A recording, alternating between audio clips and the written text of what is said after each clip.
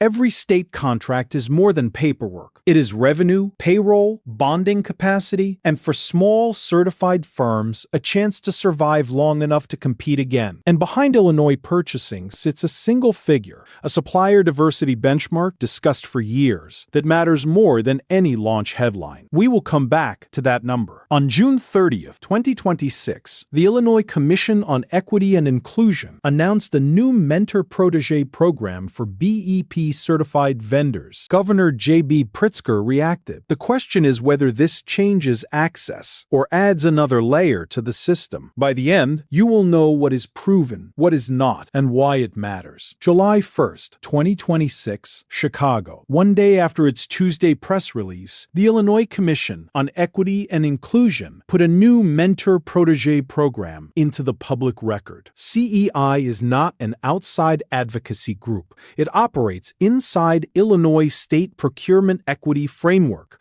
under the broader administration of Governor J.B. Pritzker. That matters because procurement is where policy becomes invoices, vendor lists, and contract awards. The verified language is narrow, and that is important.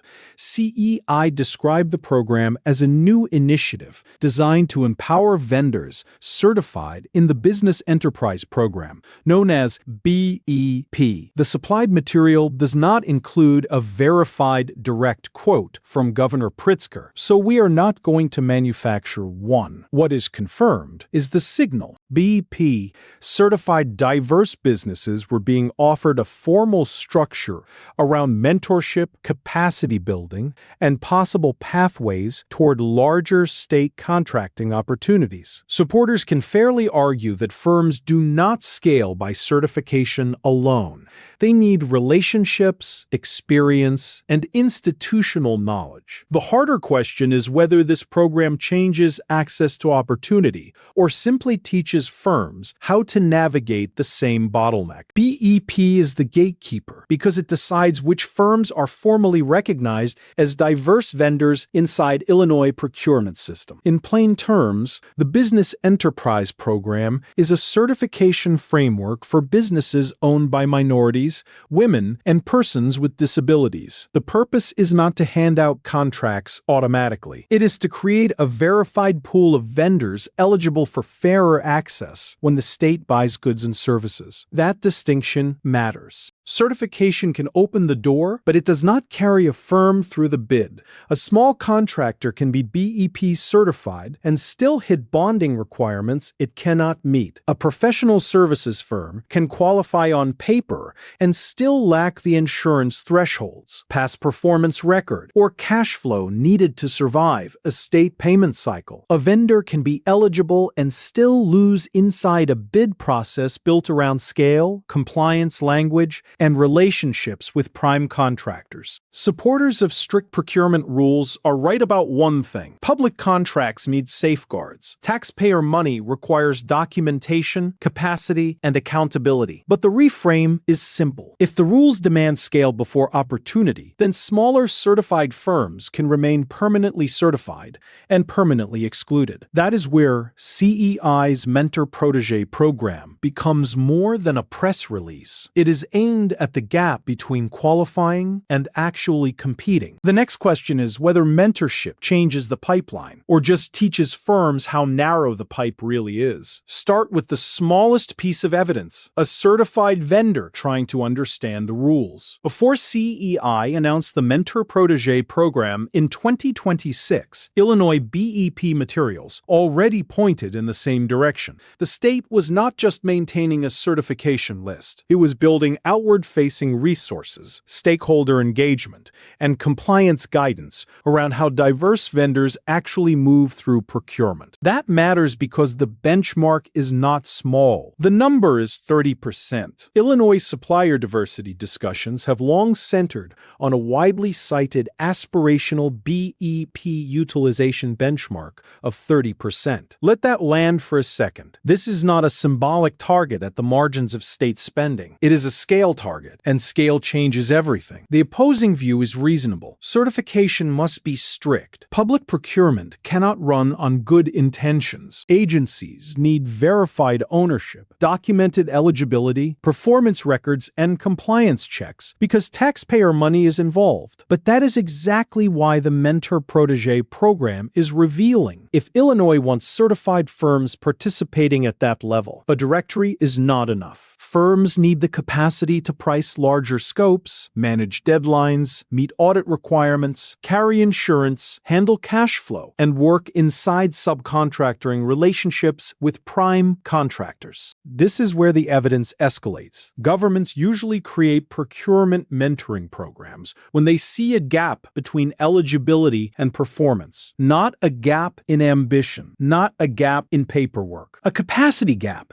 So the launch is not just proof that Illinois created another business program. It is evidence that the state understands the distance between being certified and being truly competitive. Maria is 42, a composite of BEP certified business owners in places like Cicero and Chicago. She runs a small construction services firm, the kind that can inspect a site, price a scope, and put workers on a job before sunrise. She believed certification would put her company closer to the state contracts that could turn survival into growth. But eligibility is not the same as access. One missed compliance form can push her bid aside. One bonding requirement can make a qualified firm look too small. One delayed payment can turn a winning contract into a payroll crisis. The opposing view is fair. Public work needs rules, documentation, insurance, and proof that vendors can perform. But the structure rewards firms that already know how to navigate the maze. That is where the Mentor-Protégé program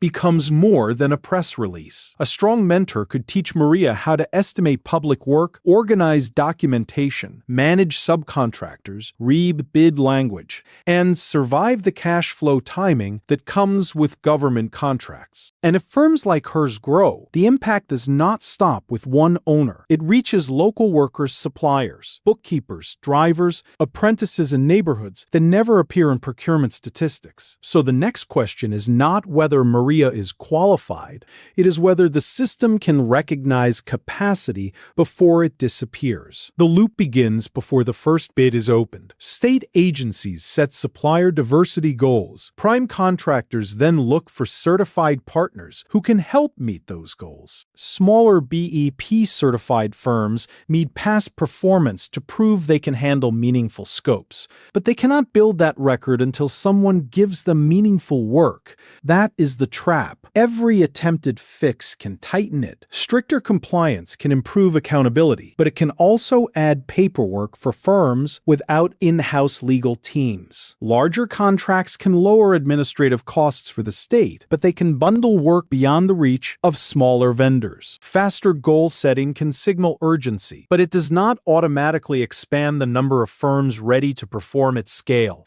Critics of mentor-protégé programs have a serious point. If the rules are vague, mentorship becomes branding. If outcomes are not measured, success becomes anecdotal. If mentors face no accountability, the relationship can turn into a photo opportunity. And if procurement officers do not follow through, training never becomes contract access. So the test is not the announcement from CEI or even Governor Pritzker's reaction to it. The test comes later in the records. Do protégés win more contracts after joining? Do revenues rise? Do they hire workers? Do they move from subcontractor roles into prime contractor roles? Do they survive beyond the program? Let that land. A mentorship program is only as real as the procurement outcomes it changes. That is why the unanswered questions matter. How long does the program last? Who qualifies? What incentives do mentors receive? Which sectors are targeted? When will results be reported? And will the governor's office tie this launch to measurable procurement performance? Because without those answers, the loop stays intact. And the next chapter is where the state's promises meet the scoreboard. Illinois is not the only place testing this promise. Chicago, New York, Atlanta, Los Angeles, and state capitals across the country